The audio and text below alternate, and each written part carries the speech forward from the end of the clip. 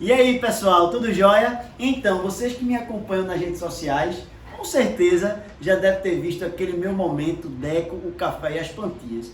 E aí, nesse momento, eu sempre ficava pensando na vida, nas coisas, né?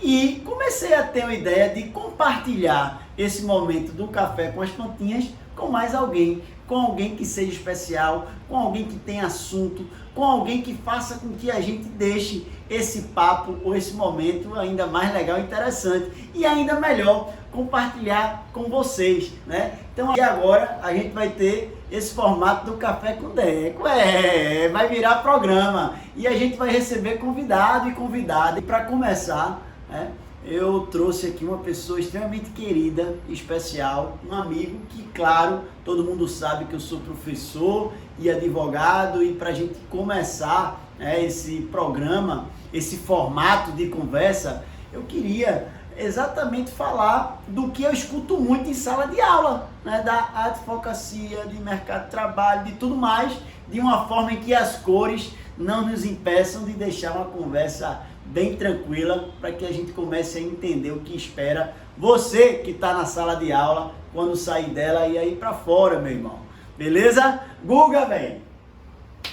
Grande, Deco. Obrigado pelo convite. Que Satisfação de estar aqui nesse projeto massa que você falou e ser o primeiro a gente estar conversando aí sobre esses temas que com certeza vão ajudar muito aí o pessoal. Que é isso, Guguinho. Eu tô muito feliz, velho. Eu sei, enfim, nessa correria da gente, como as coisas às vezes são apertadas, e ter você aqui para tomar meu cafezinho. Não tá bonito as minhas plantinhas, Guga? Arretado. Eu sempre via, né, no Instagram, Deco e as plantinhas, o cafezinho e tal, então agora eu tô me sentindo no seu story, né, no seu Instagram. Velho, Guguinho, aí é um momento assim, Guga, pra dividir isso que eu já pensava, mas uma coisa tão eu, sabe? Sim. Quando eu sentava nesse café com as plantinhas, vinha tanta coisa dentro de mim, tanta cor, tanto amor, tanto pensamento, tanto encontro, tanto desencontro.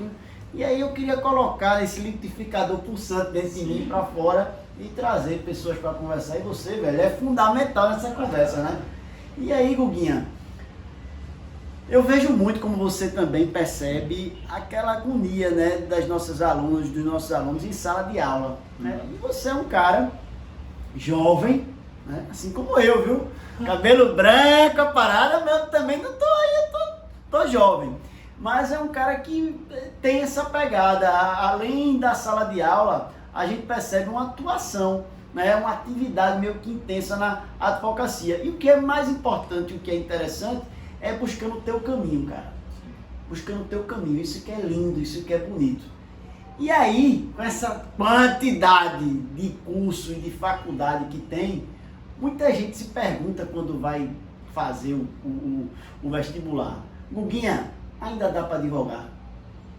É uma pergunta boa, né? Primeiro, me apresentar aí para todos vocês, né? Meu nome é Gustavo Lapa, sou advogado, tenho mestrado na área de direito tributário, sou professor e também já participei aí de muitas iniciativas para ajudar os estudantes de direito, os advogados iniciantes, tanto com projetos particulares meus, né? Também com iniciativas voltadas lá à OAB. Então já participei da comissão de assistência ao jovem advogado, hoje também estou participando da comissão de relações acadêmicas.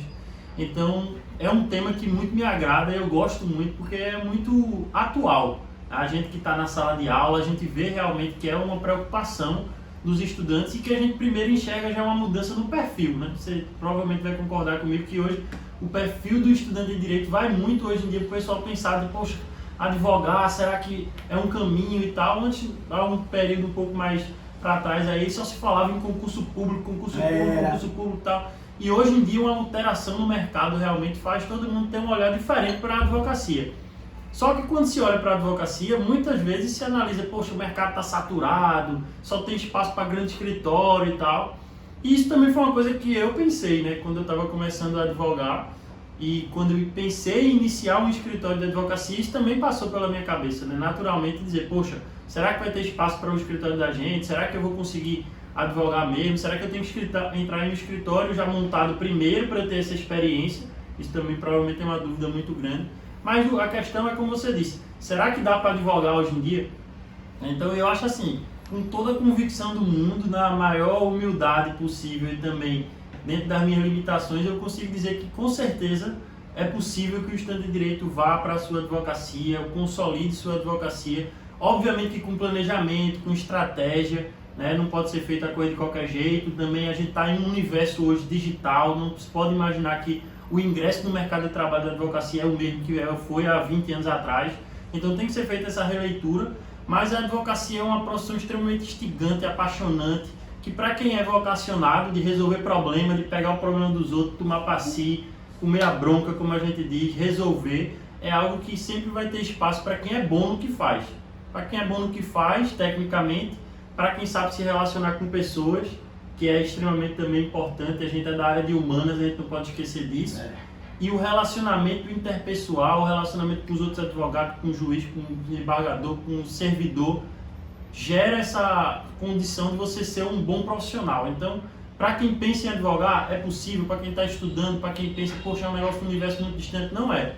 É possível sim, com estratégia, com planejamento. Obviamente que cada um vai ter suas peculiaridades, mas aí a gente pode ir descortinando cada uma das suas peculiaridades na conversa da gente aqui. Isso. Ô Guga, e antes de continuar nessa conversa, uma pergunta importante. O café está bem passado? Tá vendo? O café está bem passado. Guguinha, inclusive esse café aqui, né, é um café de um amigo meu, Guga, advogado, professor como a gente, lá do Espírito Santo, Fred Periquito, mandou para mim agora um pacotinho, tá começando a plantar café, sim, mas bom, viu? Um cafezinho bom, não dá não dele, cheiro para ele, cheiro para Periquito.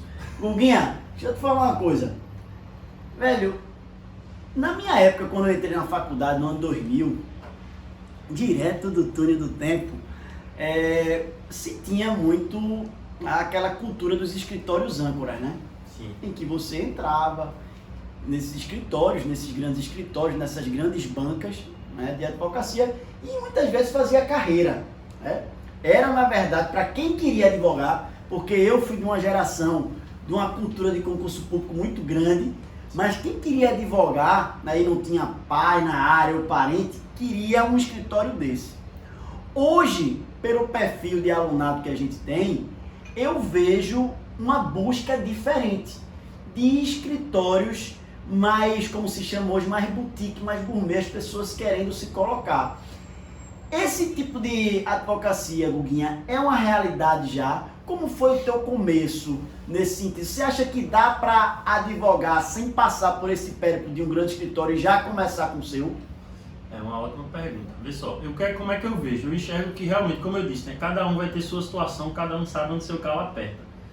De fato, abrir um escritório sem nenhuma experiência prévia em nenhum escritório, nem nada, eu acho que realmente é um passo que é, vamos dizer, bem perigoso. Porque você não tem experiência nenhuma na advocacia, nunca viu o universo, a cultura, o ambiente de um escritório. Eu realmente acho que é importante você galgar essa experiência.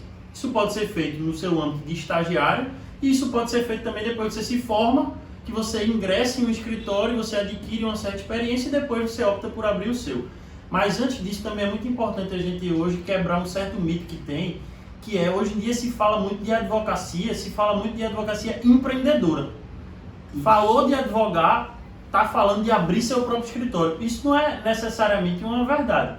Você pode advogar e você pode advogar em um escritório montado. Você pode sentir a sua paixão na atividade da advocacia, mas você não se enxerga como alguém que é empreendedor, que é empresário, que se preocupa efetivamente de trazer cliente, de prospectar, de fechar, de pensar, porque naturalmente quando você abre seu negócio, você tem que ter um pensamento muito além do direito, como eu digo sempre, que é você ter um pensamento estratégico, você ter um pensamento de gestor, você fez um pensamento de financeiro, de prospecção a longo prazo, a médio prazo, de estrutura, de software, de sistema interno, gestão de pessoas, um monte de coisa que naturalmente tem gente que não tem a predisposição.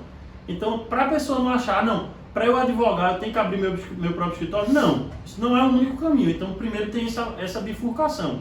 Você pode optar pela advocacia própria, você abrindo seu próprio escritório, ou você optar pela advocacia, você criar uma carreira dentro de um escritório já montado. Esse, como você disse, os escritórios âncoras, né, os escritórios maiores. Hoje eu também vejo um cenário, como você falou, de escritório mais boutiques. Quem quer montar um escritório, adquirindo sua experiência em escritórios próprios, né, anteriores e tal, de se montar uma advocacia mais especializada. Até porque não é fácil você do nada montar um escritório e ter 20, 30 pessoas trabalhando para você. é algo muito a longo prazo realmente. A advocacia é um ramo de negócio diferente, até pela questão de marketing envolvida e tudo, tem suas peculiaridades. Mas eu vejo que realmente primeiro tem que se analisar para quem está pensando na advocacia, será que meu perfil é realmente de advogar e eu enxergo a minha atuação na finalidade ali da advocacia, e tem que pensar se eu tenho um perfil de abrir meu próprio escritório, porque às vezes isso é um sonho que se coloca, que às vezes é o sonho do outro, não o seu sonho, efetivamente. Você se vê como alguém que se enxerga fazendo grandes petições, fazendo grandes sustentações orais, está trabalhando em tribunais e tudo, então você pode ser um excelente advogado em um escritório já montado, fazer carreira nisso. Então acho que esses são os pontos aí que quem está nessa análise tem que ponderar. Ô Guga, e o direito, né, sempre foi um curso tido como uma área muito engessada, né? Direito é aquela coisa engessada, aquela coisa que às vezes evita até cor, né? Aquela coisa meio que rígida, formal, né? E hoje a gente vive um processo de revolução tecnológica que tem invadido as mais diversas áreas profissionais. É uma realidade, até uma área minha de objeto de pesquisa, né? Quando se fala que a coisa que o trabalho vai acabar, tudo não é bem assim, a gente vai falar disso em outras oportunidades, mas de fato é que a tecnologia impacta, independentemente da área, ela está impactando o mercado de trabalho.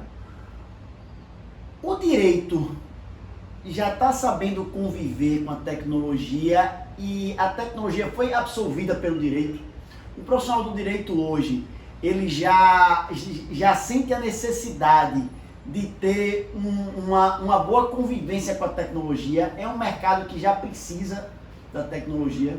Eu diria que o direito, a gente está em uma fase de transição, né? Como muitas áreas estão passando por essa etapa de transição para essa absorção. Para essa absorção não seria uma coisa tão rápida, né?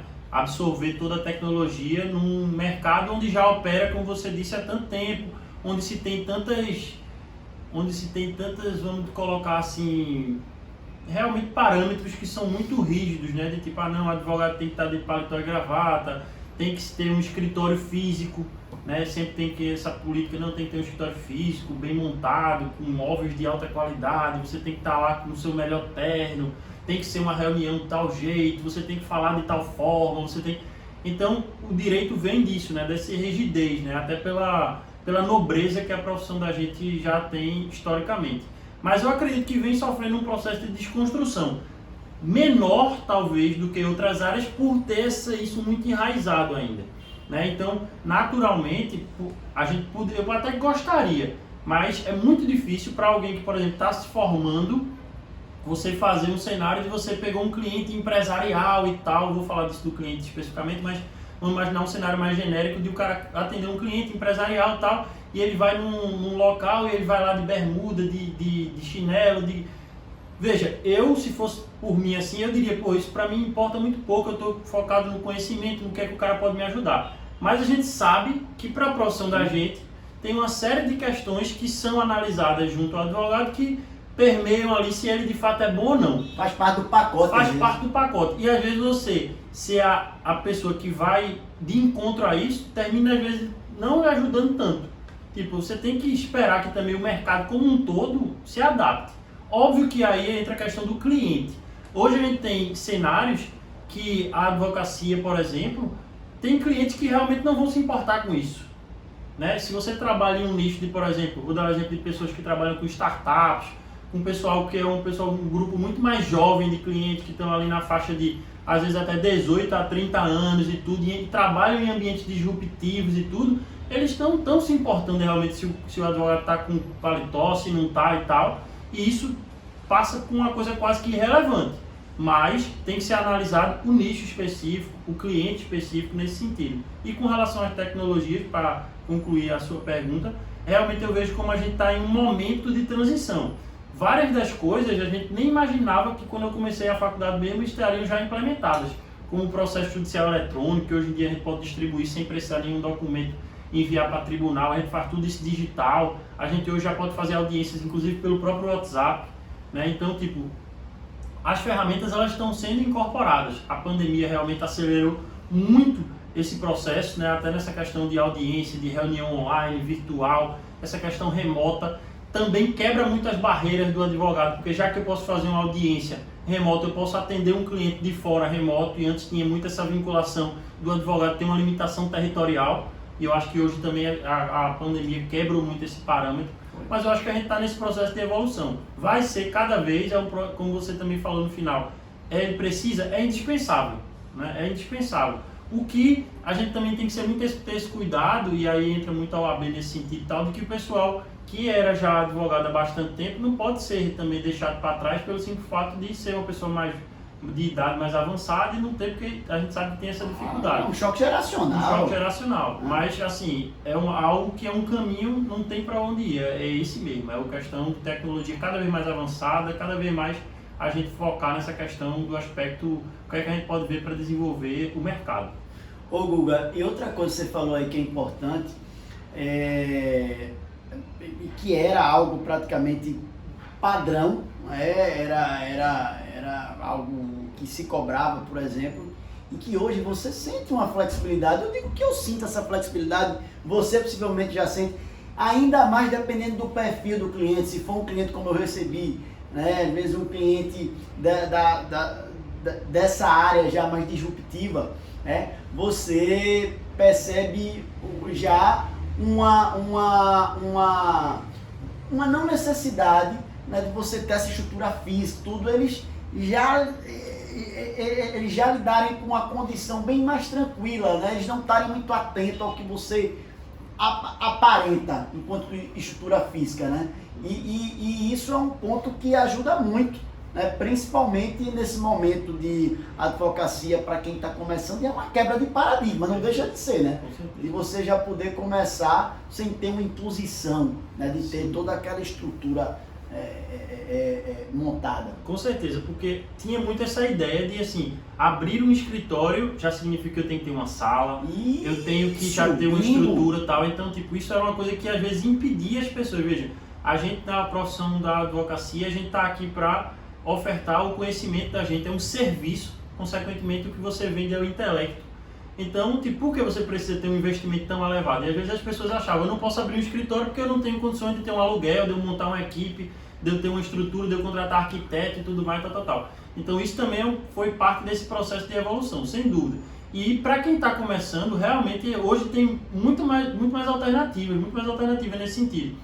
Tanto de você ter, por exemplo, a própria OAB Pernambuco aqui oferece de você atuar e atender lá na própria estrutura dela gratuitamente, usando os espaços de lá de coworking, como você pode também alugar um coworking, que o provimento novo do Conselho Federal permitiu que o advogado possa atuar em espaços de coworking, né? Porque isso tinha uma dificuldade de análise nisso, porque se ficava atrelado à ideia de que estava se vendendo dois serviços juntos, né? E que não pode ser feito isso dentro da advocacia. Mas com o novo provimento veio para se permitir que a pessoa possa ter uma atuação em espaços de coworking e tudo, que vai dar uma redução muito maior nesse início, e que se a pessoa quiser trabalhar home office e só atender o cliente especificamente nesses espaços, pode fazer também, que aí o custo do seu início de advocacia fica muito mais acessível, né? Então todo mundo vai conseguir fazer isso só pagando ali por hora de utilização da sala, e aí a pessoa pode se usar de um espaço empresarial e tudo, dependendo também, obviamente, do cliente. Então torna-se muito mais acessível esse início. Às vezes até o cliente atendendo 100% remoto, você pode fazer um início 100% também remoto, sem um espaço físico. Então foi uma importante quebra aí de padrão nesse sentido.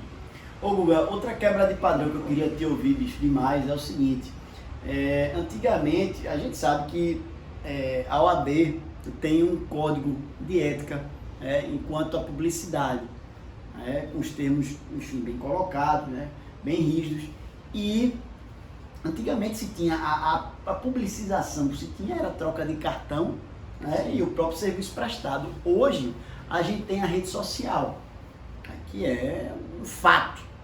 Tá aí. Como é que você acha que a advocacia ela tem lidado e vai lidar e vai absorver a questão das redes sociais enquanto um instrumento de comunicação para mostrar o trabalho da advogada, do advogado, enfim, como a OAB pode entender esse novo mecanismo? estamos também em um processo aí de adaptação. Como você disse, né, bem pontuado, a rede social hoje em dia é o principal veículo de comunicação da empresa com o seu cliente final, empresa para cliente, enfim. É inegável que isso daí seja um caminho. E também considero, assim como a tecnologia a ser absorvida pelo mercado, esse movimento um movimento também inevitável, assim, não tem como se brigar contra ele. A advocacia, ela tem suas peculiaridades, como você bem pontuou, na questão de ética e publicidade, né? Hoje também eu estou colaborando lá também, eu estou na primeira turma do Tribunal de Ética e Disciplina, e a gente vê muitas situações envolvendo publicidade irregular, porque é justamente essa questão do advogado imaginar que ele pode fazer tudo. O advogado pode usar a internet? Pode. O advogado pode usar a rede social? Pode.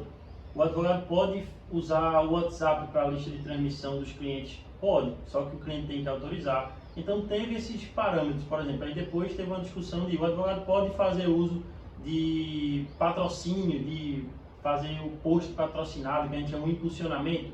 Isso daí foi discutido, tinha seccional que permitia, tinha subseccional que não permitia. Pernambuco não permitia isso até ano passado, e aí teve um novo provimento do Conselho Federal, que a partir de agora os advogados eles podem fazer uso de impulsionamento, de mídia social, de patrocínio, Instagram Ads, Facebook Ads, YouTube Ads, Google Ads, tudo. Então isso é bem disruptivo, porque agora o advogado ele entra nesse mercado com realmente uma ferramenta muito poderosa para ele aumentar o alcance dele. Que o difícil para quem está ingressando na advocacia, para quem é jovem, é justamente esse começo, o alcance. Você sabe, né? Quando a gente está começando, os primeiros clientes são as pessoas que estão no nosso relacionamento. Bicho, é aquele campo gravitacional ali. Pequenininho ali. Mesmo. E aí, primeiro que entra aquela questão do cara, não sou jovem, não confia, ainda não sabe se vai ter. E aí a internet vem para abrir, né, a mente da pessoa e abrir a possibilidade do jovem advogado. Você sabe que ter cabelo branco pra você tem suas vantagens, né, eu também tô com meus aqui já, mas assim... Tem suas vantagens, tá vendo, galera? Tem cabelo branco aí, ó. Com certeza. Cabelo branco, muitas vezes, dá pra dar uma aumentada nos honorários.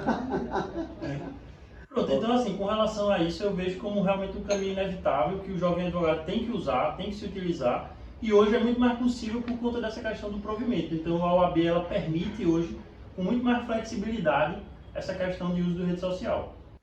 Buguinha, bom, pessoal, vamos logo esclarecer aqui algumas coisas. Ó, isso aqui é uma conversa, mas é uma conversa organizada, aí tem uma pauta. Por isso que eu estou olhando aqui no celular, para vocês acharem que eu estou sendo mal educado aqui com o meu amigo, né? Um convidado, o Guga Lapa aqui.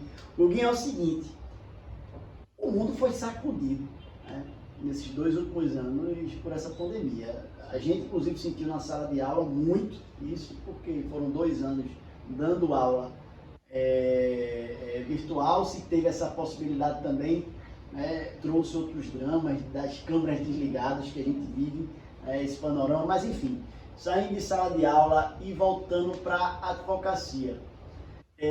Como é que você percebe, enquanto advogado, esse momento da pandemia que, na verdade, talvez só tenha acelerado algum processo de um incremento maior da tecnologia, como, por exemplo, as audiências virtuais, né? Como é que tu sente isso, meu irmão? A gente é de uma área que o pulso ainda pulsa, ou seja, da área da relação social, de tudo. Como é que foi, velho? É uma curiosidade minha. Como é que tu sentiu? Como é que tu passou por esse momento? E o que você percebe, enquanto advogado, esse cenário novo das audiências virtuais e tudo? Você acha que, enfim, tem mais ponto positivo, mais negativo, ou é algo que tem, né, as suas vantagens e desvantagens se adequando e se ajustando em determinada situação? Diz aí, meu irmão. Eu acho que realmente foi um período, como você disse, muito turbulento, né? A gente teve que passar por adaptações muito necessárias e, às vezes, até que foram na contramão do movimento assim, mundial, que foi: a gente precisava se isolar. Cada um precisava ficar na sua casa. Só que do ponto de vista de empresa e para cliente, a gente precisava se aproximar. A gente, como advogado, né, como prestador de serviço, precisou se aproximar mais do cliente, mesmo que não seja fisicamente. Então, por mais que a gente não pudesse, por uma questão de saúde pública, a gente precisou se aproximar ainda mais dele no seu dia a dia, para ajudar, porque o advogado, ele realmente é uma pessoa que está ali para resolver problema, para facilitar, para traduzir, né? Muitas vezes ele é aquele curador, né, daquela situação, daquele problema ali pro cliente. Então, esse primeiro foi esse movimento de eu sentir que, do ponto de vista da advocacia, os advogados precisaram estar mais próximos dos seus clientes. E aí entra a disrupção no sentido de eu preciso fazer mais reuniões e aí as reuniões vão ter que ser online. Todo mundo provavelmente passou por aquele momento de que não se tinha mais ali, parecia que o relógio não parava mais nas 6 horas, ou 6h30, ou 7 horas. Todo mundo, como estava em casa, a qualquer momento era à disposição para uma reunião. Então, houve essa quebra de paradigma aí no sentido de, para eu resolver um problema, tem que ser uma reunião presencial, né? A gente ainda tinha muito essa ideia de olho no olho e tudo, o que eu acho que não vai mudar. Só que talvez tem reuniões realmente que a gente percebe que podem ser resolvidas por uma chamada de vídeo, por uma reunião no Zoom, por uma reunião no Google Meet e tudo mais. Então, houve essa absorção das ferramentas. Com relação às audiências e com relação à atividade junto ao judiciário, eu acho que a gente sofreu um pouco nesse sentido, porque muitas das coisas eram realmente resolvidas no olho, né, na conversa, não no sentido de você pedir algo que era por fora ou que ele não poderia, mas que realmente aquele olhar mais atento de você ir lá e conversar é muito mais célere do que você fazer uma petição, que se busca ouvir a outra parte para depois ficar concluso, para depois o juiz decidir, e você só conseguir agilizar o processo por meio de um aplicativo, por meio de você solicitar por um e-mail. Fica algo que, por mais que seja objetivamente assim, possa resolver, fica muito impessoal. E, como você bem disse, a gente é muito do pessoal, do pegar, do olho no olho, de ver, de resolver. Então, assim, eu vejo que a gente vai passar ainda por esse processo de adaptação aí. Ter audiência, ver como é difícil, né? Não é minha área, mas imagina a audiência trabalhista, você fazer tudo online, você não sabe se a pessoa está instruindo a testemunha, se não está. Então, perde-se o controle ali dessa questão, que eu acho que, agora, em contrapartida, uma audiência de tentativa de conciliação, uma audiência inicial no trabalhista ali, que seja realmente só para identificar se tem acordo ou não, por que não fazer ali online, evitar que todas as partes se desloquem e tal. Então, vai passar por essa análise ali, do que é que vai ficar e do que é que vai voltar ao que era no sentido de presencial e tudo. Então, eu acho que esse vai ser o caminho que a gente vai trilhar aí nos próximos meses. Guguinha, é um cara massa demais esse bicho. Obrigado. É um cara massa demais, massa. Quero ser convidado para o próximo também, tão né? Feliz Não pode ser um quanto só. eu, tão feliz quanto eu, as plantinhas. Olha como elas estão felizes aí, minhas plantinhas hoje. E que venha mais, meu irmão, venha mais. Sucesso, né? Aí O café saiu bem passado. Espero que tenha estado no ponto aí para você. E dizer que é uma alegria, velho, porque essa casa aqui, quando você chega, é uma alegria, velho. Claro. Todo mundo Eu sabe. que agradeço o convite aí, né? Você abrir as portas aí para me receber. Você ficar, é um presente aí que eu recebi nos últimos anos em termos de amizade. A gente realmente estreitou muitos laços. Sei que o seu projeto é muito genuíno, porque é Deco, isso aqui, para quem está vendo aí, é Deco, entendeu? Esse contato aí, essa energia, né? Que todo mundo fala isso, Deco é alto astral, é energia, tudo. E você realmente é isso, você está exteriorizando o seu eu aí através do projeto Café com Deco. Tenho certeza que vai ter muita gente, vai gostar muito de acompanhar, que quem vai sentar aqui nessa cadeira vai também se sentir muito feliz de estar aqui com você. E é isso, conta comigo para tudo aí que você precisar, você sabe disso. Valeu, meu irmão. Cheiro grande, velho. Obrigado. Valeu. Cheiro, pessoal. Até o próximo. Valeu. Cheiro.